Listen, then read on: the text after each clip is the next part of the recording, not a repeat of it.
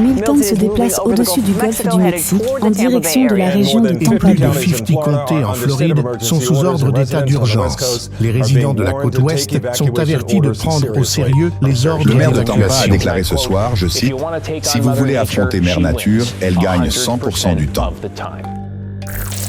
Le livre de l'Apocalypse est rempli de prophéties sur les événements qui se produiront avant, pendant et après le retour de Jésus sur terre. Mais il en existe une en particulier qui est différente de tout ce que le monde a déjà vu. Et même les scénaristes les plus créatifs et les auteurs de science-fiction ne seraient pas capables de créer quelque chose d'aussi extraordinaire et en même temps aussi effrayant. La Bible dit que lorsque cette prophétie se réalisera à la fin des temps, de nombreuses personnes se repentiront d'avoir rejeté Dieu et son amour. Elles crieront à la miséricorde et au pardon, mais cela ne sera plus disponible. Avant de révéler cet événement futur qui laissera le monde stupéfait, vous devez connaître 5 autres événements intéressants de la Bible qui ont déjà eu lieu ou sont sur le point de se produire dans un avenir très proche. Ensuite, nous verrons ce qui sera l'événement prophétique le plus terrifiant pour tous ceux qui ne sont pas avec Jésus. Avant de commencer, je voudrais vous demander de vous abonner à ma chaîne. Il vous suffit de cliquer sur le bouton « S'abonner » qui se trouve ici sous la vidéo et d'activer la cloche de notification pour recevoir directement sur votre téléphone les prochaines vidéos que je publierai. D'accord? Alors, commençons. Le premier événement est la visite de l'ange de la mort. Également connu sous le nom d'ange destructeur, cet être céleste est venu sur terre vers l'an 1300, après que le pharaon a refusé d'accéder à la demande de Moïse de libérer le peuple d'Israël de l'esclavage en Égypte. En raison de cet acte de désobéissance, Dieu a envoyé 10 plaies à cette nation, humiliant son peuple et chacun de ses dieux païens. Ces 10 plaies comprenaient le Nil se transformant en sang, des grenouilles couvrant la terre, des infestations d'insectes, la mort des animaux, des Égyptiens contractant des maladies cutanées, une obscurité totale pendant 3 jours, et enfin, la visite de l'ange de la mort. Après 9 refus du pharaon de libérer les Hébreux de l'esclavage, Dieu dit à Moïse d'ordonner au peuple de mettre le sang d'un agneau sur le linteau des portes, car ainsi l'ange de la mort n'entrerait pas dans ces maisons et il saurait exactement où il devrait entrer pour punir les Égyptiens. Ainsi, le peuple d'Israël fit exactement comme Dieu l'avait instruit, et à minuit, l'ange de la mort tua tous les premiers-nés dans la terre d'Égypte, le fils du pharaon et même les premiers-nés des troupeaux furent tués. Quand le peuple d'Égypte se réveilla pendant la nuit et vit ses fils morts, ils se lamentèrent profondément. Le deuxième événement, la vision des profondeurs de la terre. Ce phénomène créé par Dieu s'est également produit dans l'Ancien Testament et a également eu Moïse comme protagoniste. Après que le peuple d'Israël eut été libéré de l'esclavage et marchait dans le désert, un homme nommé Coré mena une rébellion contre Moïse et son frère Aaron alors qu'ils conduisèrent le peuple vers la terre promise. Coré conspira contre Moïse et exigea que tous soient autorisés à servir en tant que grands prêtres, même s'il n'y avait aucune instruction de Dieu à ce sujet. Il trouvait injuste que seuls les 2 frères aient un accès direct au Seigneur, et il ressentit une telle envie qu'il amena un grand nombre d'Hébreux contre eux. Dieu fut tellement irrité par cette attitude égoïste qu'il dit à Moïse qu'il déverserait son jugement sur Coré. Et comme il n'y eut aucun repentir, Dieu dit à Moïse d'ordonner au peuple de s'éloigner de Coré et de ses partisans.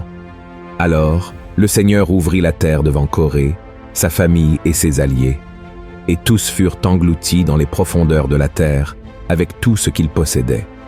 Ainsi, ces personnes descendirent vivantes dans la tombe, et ensuite, Dieu referma cette crevasse, et tous disparurent du milieu du peuple d'Israël.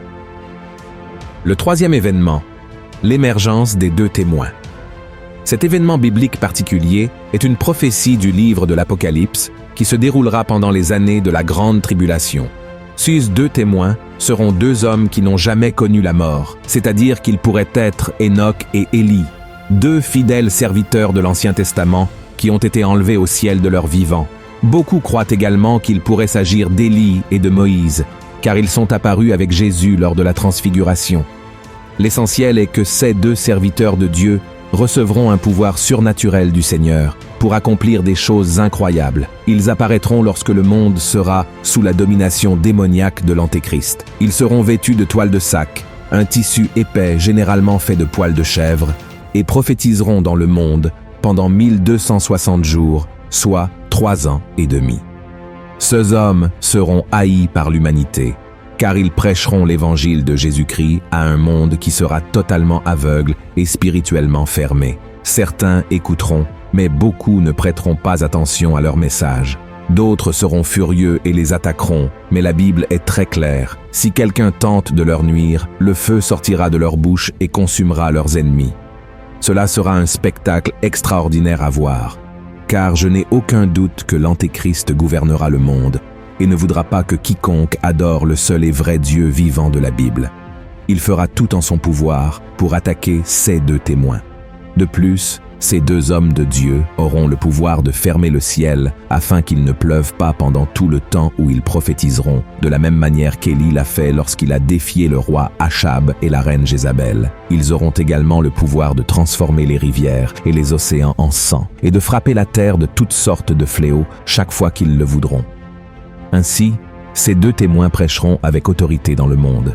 La puissance de Dieu sera si forte sur eux qu'ils seront littéralement intouchables, et cela se poursuivra jusqu'à Apocalypse chapitre 11, où la Bible dit qu'après 3 ans et demi, la bête qui monte de l'abîme combattra avec eux, les vaincra et les tuera. Leurs corps resteront étendus dans la rue principale de la grande ville, qui sera appelée Sodome et Égypte, au même endroit où Jésus a été crucifié, et pendant 3 jours et demi, tous les peuples, tribus, langues et nations les regarderont, mais personne ne sera autorisé à les enterrer. Les habitants de la terre célébreront la mort des 2 prophètes qui les ont tant tourmentés et échangeront des cadeaux en signe de célébration. Cependant, 3 jours et demi plus tard, le Seigneur insufflera l'esprit de vie dans les 2 témoins morts et ils se lèveront, causant la terreur à tous ceux qui ont célébré leur mort. Alors une voix forte viendra du ciel et leur dira « Montez ici » et un nuage les emportera. À ce moment-là, il y aura un grand tremblement de terre qui détruira 1/10 des habitants de cette ville. 7000 personnes mourront, et celles qui resteront seront terrifiées et donneront gloire au Dieu vivant. Le 4e événement, l'Armagédon. La Bible dit que dans les derniers jours du règne de l'Antéchrist, Dieu déversera sa colère sur la terre avec des fléaux et des souffrances pour tous ceux qui l'ont renié et ont vécu dans le péché. Même face à ce scénario, les nations ne se repentiront pas et blasphémeront encore contre son nom. Ainsi, à la fin des 7 années de la grande tribulation, Israël sera encerclé par les nations qui se joindront à l'Antéchrist. Dans l'Apocalypse, chapitre 16, l'apôtre Jean raconte que les dirigeants du monde entier se réuniront pour la bataille du grand jour du Dieu Tout-Puissant à un endroit appelé Armageddon. Le mot Armageddon vient du livre des Juges de l'Ancien Testament. À cette époque, le peuple de Dieu était petit devant ses ennemis, mais dans la bataille qui eut lieu sur cette même montagne, ils sortirent victorieux.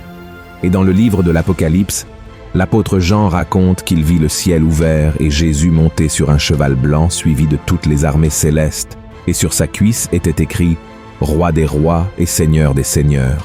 Ensuite, un ange appelle les oiseaux du ciel à un grand banquet où ils mangeront la chair de tous ceux qui sont morts en se levant contre le peuple d'Israël. Mais cette guerre ne sera pas comme les autres qui ont pu durer des décennies. En fait, la bataille de l'Armagédon durera peu de temps, car les ennemis seront écrasés sans aucun effort. Et c'est à ce moment-là que la 7e coupe de la colère de Dieu sera versée sur le monde. Après cet événement, Jésus jettera l'Antéchrist et les faux prophètes dans le lac de feu de l'enfer, et tous les hommes qui les ont servis seront tués et mangés par les oiseaux. Ensuite, Jésus emprisonnera Satan et établira son règne de 1000 ans sur la terre, où il régnera aux côtés de son Église, et aussi avec ceux qui sont morts pendant la grande tribulation, parce qu'ils ne se sont pas prosternés devant l'Antéchrist. L'Armagédon ne marquera pas la destruction de notre planète, comme beaucoup le croient, car selon la Bible, la terre sera la demeure éternelle de tous ceux qui ont reconnu Jésus comme leur sauveur et ont fait la volonté de Dieu. Le 5e événement, le rapt. La Bible dit qu'il viendra un moment où tous les chrétiens qui seront vivants à cette heure précise disparaîtront simplement. Ils seront occupés par leurs activités quotidiennes, travaillant, étudiant ou s'occupant de la maison, quand soudainement ils seront emmenés au ciel. Oui, il y a beaucoup d'incertitudes concernant le rapt. Certains pensent qu'il se produira dès que l'Antéchrist sera présenté au monde, tandis que d'autres pensent que les chrétiens ne monteront au ciel qu'après 3 ans et demi du règne de l'Antéchrist. Et un autre groupe pense que les chrétiens passeront toute la période de la grande tribulation sur terre avant d'être emmenés par Jésus. Quoi qu'il en soit, une chose est certaine, le rapt se produira. Dans Matthieu chapitre 24, Jésus en a parlé, disant aux disciples qu'au bon moment, 2 hommes seront dans le champ. L'un sera emporté et l'autre restera. 2 femmes auront une meule en main et l'une disparaîtra. Cela signifie que tout se passera en un instant, secouant le monde et affectant tout le monde. Et ceux qui resteront en arrière, malheureusement, devront faire face à la dure réalité des derniers jours, tandis que ceux qui sont en Christ seront remplis de joie et resteront en présence du Seigneur pour toute l'éternité. Et ainsi, nous arrivons à la fin des 5 événements extraordinaires qui se sont produits dans la Bible ou qui doivent encore se produire. Et cela nous conduit à la prophétie la plus redoutable de toutes, l'arrivée des 4 anges démoniaques du fleuve de l'Euphrate. Et tout cela se produira lorsque les anges du Seigneur commenceront à sonner les 7 trompettes de l'Apocalypse. Quand la première trompette sonnera, une pluie de feu mêlée de sang sera jetée sur la terre, brûlant un tiers des arbres et toute l'herbe verte. La deuxième trompette apportera la chute de quelque chose qui ressemblera à une grande montagne ardente dans la mer, entraînant la mort d'un tiers de la vie marine et la destruction d'un tiers des navires et des embarcations. Avec la troisième trompette, une grande étoile appelée Abîme tombera du ciel, empoisonnant un tiers des eaux et causant de nombreuses morts en raison de l'eau empoisonnée.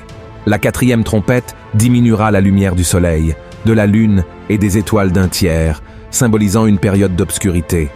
Le son de la cinquième trompette ouvrira un abîme d'où sortiront des sauterelles qui tourmenteront ceux qui n'ont pas le sceau de Dieu sur leur front. Cet événement est également connu sous le nom de premier malheur, et c'est à la 6e trompette que la prophétie la plus terrifiante de tous les temps commencera à se réaliser. Lorsqu'elle sonnera, 4 anges démoniaques qui ont été chassés du ciel avec Satan et qui sont retenus près du grand fleuve de l'Euphrate seront libérés pour tuer un tiers de l'humanité. Ils dirigeront une armée de millions de cavaliers, provoquant destruction et mort. Et l'apôtre Jean dit qu'il y aura 200 millions de soldats dans cette armée, tous avec des cuirasses rouges, bleu foncé et jaunes. Et leurs chevaux auront des têtes comme celles de lions, et de leurs bouches sortiront du feu, de la fumée et du soufre. Leurs queues seront comme des serpents qui blesseront mortellement les gens. En tout, 1/3 des habitants de la terre qui resteront en vie mourront. Et cet événement marquera la dernière chance de repentance que Dieu donnera aux gens avant qu'ils ne soient condamnés à passer l'éternité en enfer. Mais ils ne se tourneront pas vers le Seigneur et continueront à adorer leur faux Dieu. Frères et sœurs, je sais que ces événements sont presque impossibles à imaginer, car ils vont bien au-delà de notre compréhension humaine. Mais sachez que la Bible ne se trompe jamais et ne ment certainement pas. Tout cela est très effrayant, mais si vous remettez votre vie à Jésus et vivez selon sa parole, le Seigneur vous préservera du jour de l'épreuve et vous emmènera vivre l'éternité à ses côtés dans la Nouvelle Jérusalem, un royaume où il n'y aura ni peur, ni douleur, ni mort, ni larmes.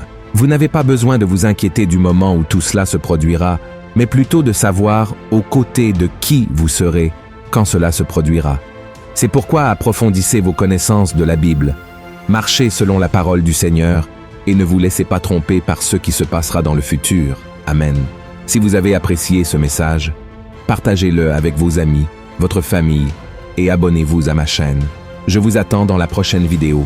Que Dieu vous bénisse puissamment.